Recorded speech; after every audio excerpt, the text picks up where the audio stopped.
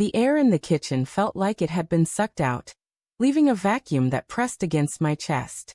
My wife Ellen stood by the sink, her knuckles white as she gripped the edge of the counter, her eyes fixed on a single coffee mug, his mug, the one with the chipped handle that didn't belong to us. Her voice, low and trembling, had just sliced through the silence.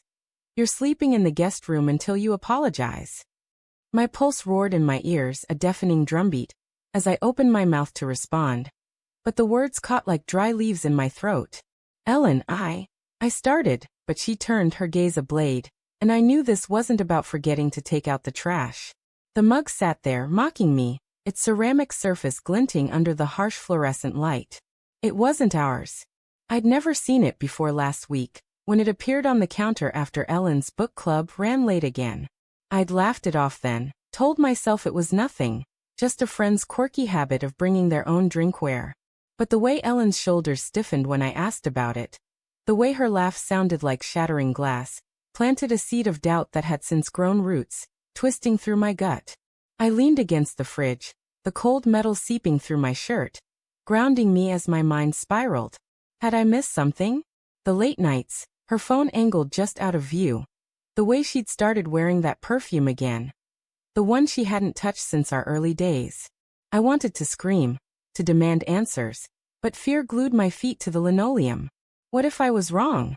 What if I was paranoid, seeing ghosts where there were only shadows? But that mug. That damn mug. "Ellen," I said again, softer, testing the waters. "What am I apologizing for?"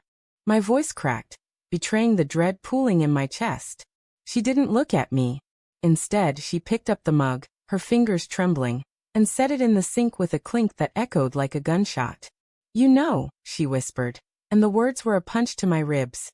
I didn't know. Or maybe I did, and I was too scared to admit it. The house felt alive with secrets that night.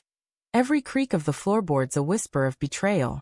I retreated to the guest room, the mattress stiff and unfamiliar, the air thick with the scent of lavender from a candle Ellen burned to cleanse the energy.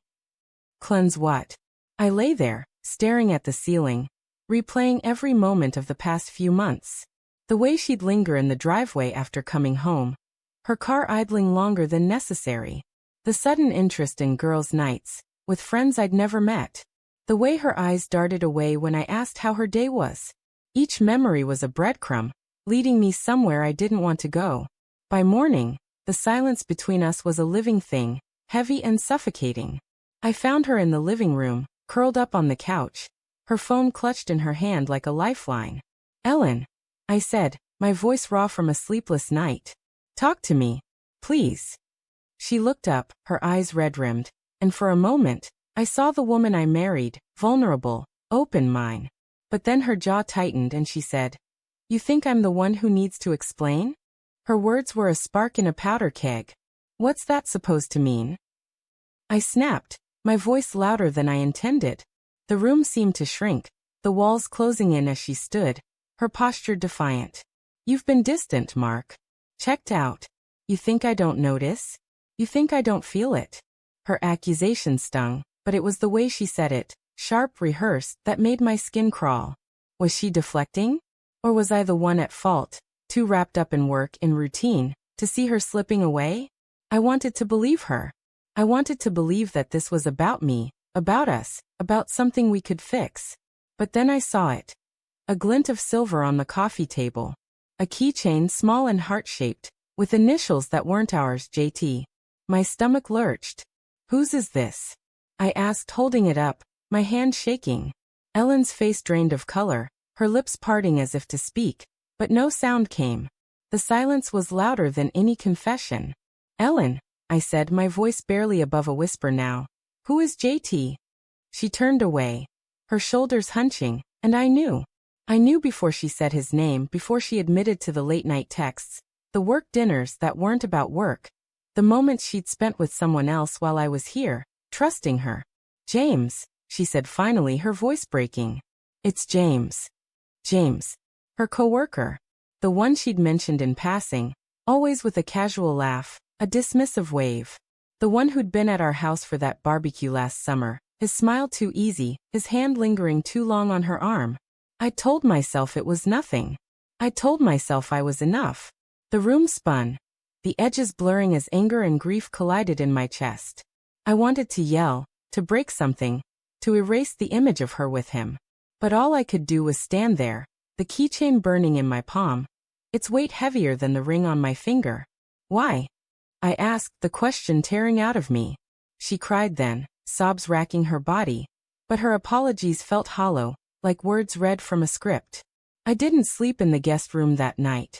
I left, the keychain still in my pocket, the mug still in the sink. I drove aimlessly, the city lights bleeding into streaks through my tears. I thought of confronting James, of demanding answers, but what would that solve? The betrayal was hers, not his.